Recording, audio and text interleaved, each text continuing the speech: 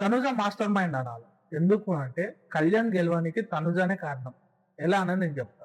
బర్నీ గారి దగ్గరికి సుమనన్న దగ్గరికెళ్ళేసి కళ్యాణ్ టవర్‌ని కొట్టొద్దని చెప్పేసి మాట తీసుకుంది. కళ్యాణ్ టవర్‌ని కొట్టొద్దు అంటే ఇమాన్యుయల్ ఇంకా రైతు వీళ్ళిద్దరు పేర్చిన టవర్‌నే కొట్టాలని కదా! ఎట్లైనా ఇమాన్యుయల్‌ని సుమనన్న, బర్నీ అన్న ఈళ్ళు ఇమాన్యుయల్‌ని టార్గెట్ చేయరు. ఇంకా టార్గెట్ చేయాల్సింది ఎవరు ఉన్నది? ఫస్ట్ రౌండ్‌లో కళ్యాణ్ గెలిచింది సక్సెస్‌ఫుల్‌గా. సెకండ్ రౌండ్‌లో ఏమైంది? ఇమాన్యుయల్, రీతు. బిగ్ బాస్ ఏం చెప్పిండు? ఇద్దరిని సెలెక్ట్ చేసుకోమన్నాడు. ఇప్పుడు రీతు ఇద్దరిని సెలెక్ట్ చేసుకుంటే ఇమాన్యుయల్ పెట్టిన టవర్‌ని కొట్టాలి. ఇమాన్యుయల్ ఇద్దరిని సెలెక్ట్ చేసుకుంటే రీతు పెట్టిన టవర్‌ని కొట్టాలి.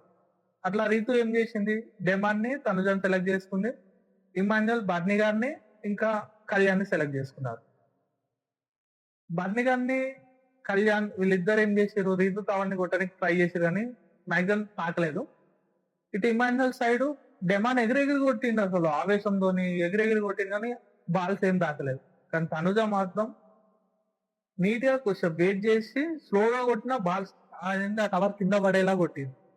తనుజ ముందే ప్లాన్ ఉంది. ఎందుకంటే ఇమాన్యుయల్ గెలిచిందనుకోండి, కళ్యాణ్‌కి అంటే కళ్యాణ్ గెలవడానికి ఛాయిస్ తగ్గిపోతది నార్మల్ అయిపోతది. ఎందుకంటే ఇమాన్యుయల్ గెలవడానికి అయ్యుంటది.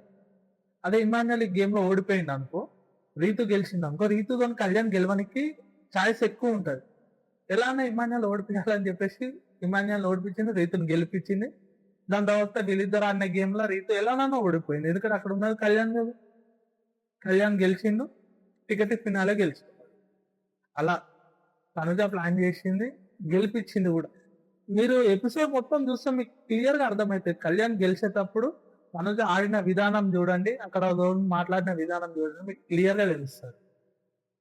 మీకు నచ్చితే ఒక లైక్ కొట్టి సబ్స్క్రైబ్ చేసుకోండి.